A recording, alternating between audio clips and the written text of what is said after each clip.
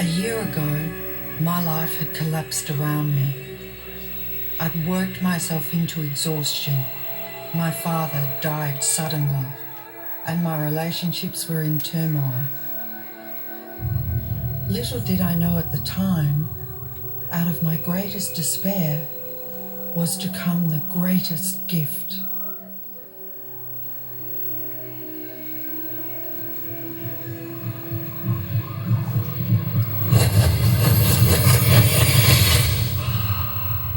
I'd been given a glimpse of a great secret.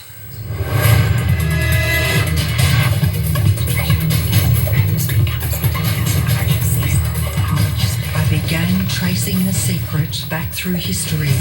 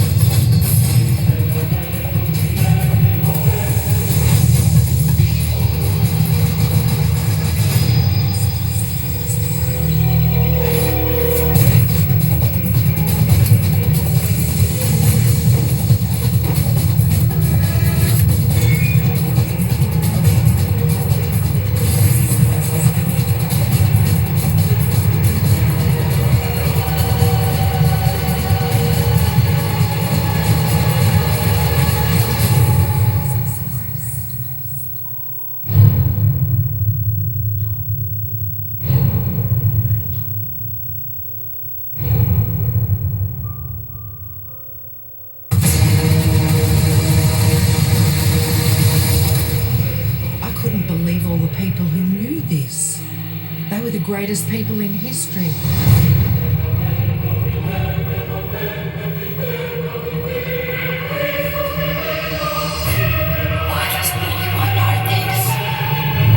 All I wanted to do was share the secret with the world. I began searching for people alive today who know the secret. One by one, they began to emerge.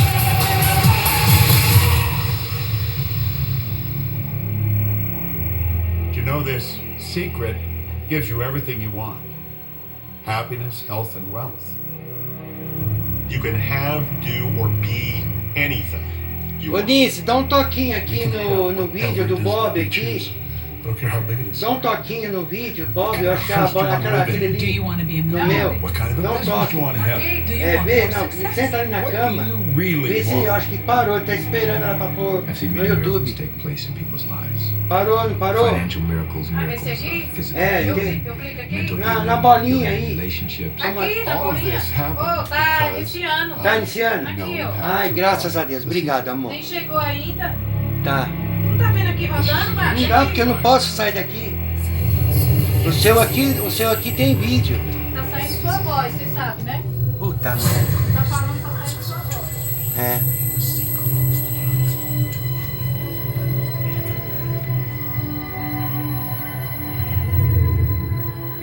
You've probably been sitting there wondering, what is the secret? I'll tell you how I have come to understand it. We all work with one infinite power. We all guide ourselves by exactly the same laws. The natural laws of the universe are so precise that we don't even have any difficulty building spaceships. We can send people to the moon, and we can time the landing with the precision of a fraction of a second. Pega o outro aqui. I don't care if you're in India, if you're in Australia, New Zealand, Stockholm or London, or Toronto or Montreal or New York. We're all working with one power, one law. It's attraction. The secret is the law of attraction. Everything that's coming into your life, you are attracting into your life. And it's attracted to you by virtue of the images you're holding in your mind. It's what you're thinking. You see, whatever is going on in your mind you are attracting to you. Now, wise people have always known that. You can go right back to the ancient Babylonians. They've always known this. It's a small, select group of people. Why do you think that 1% of the population earns around 96% of all the money that's being earned? Do you think that's an accident? It's no accident. It's designed that way. They understand something. They understand the secret. And you are being introduced to the secret.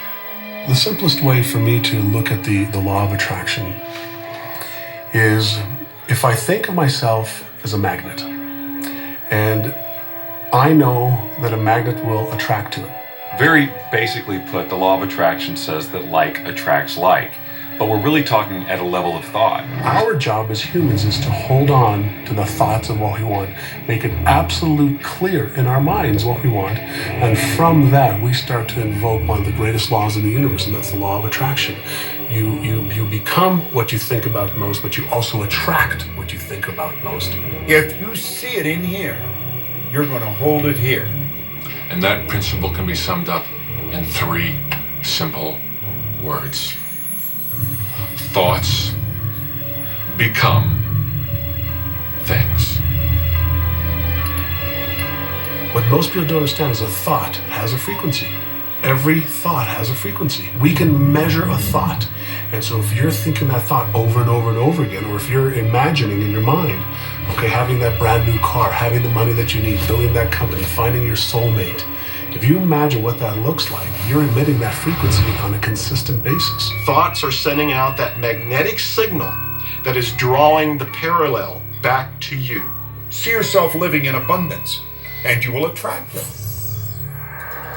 It always works. It works every time with every person. Here's the problem. Most people are thinking about what they don't want, and they're wondering why it shows up over and over and over again. The law of attraction doesn't care whether you perceive something to be good or bad, or whether you don't want it or whether you do want it.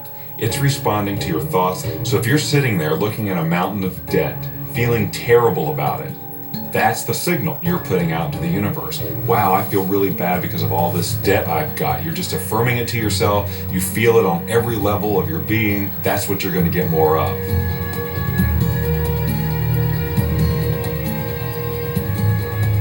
So when you're looking at that thing you want and you're saying yes to it, you're activating a thought. And the law of attraction is responding to that thought and bringing you things that match that.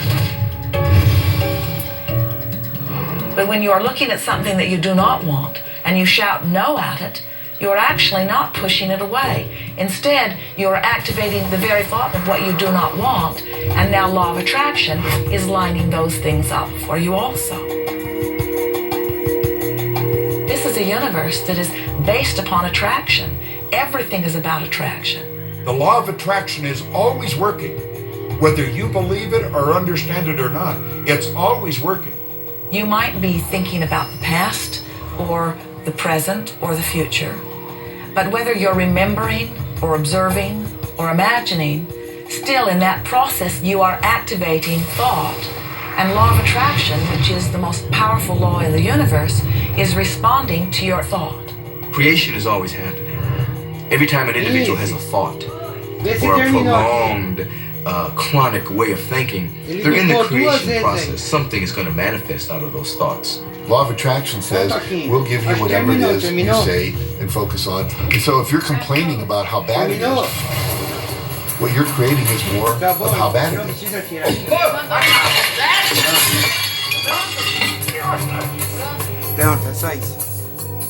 I had a student named Robert. Robert was a gay man, and he was taking an online course I have, part of which entails email access to me. And he outlined all of the grim realities of his life. In his job, all the people ganged up on him. And it was constantly stressful because of how nasty they were with him. When he walked down the street, he said every block he was accosted by homophobic people who wanted to abuse him in some way. He was wanting to become a stand-up comedian, And when he went out and did a stand-up comedy job, everybody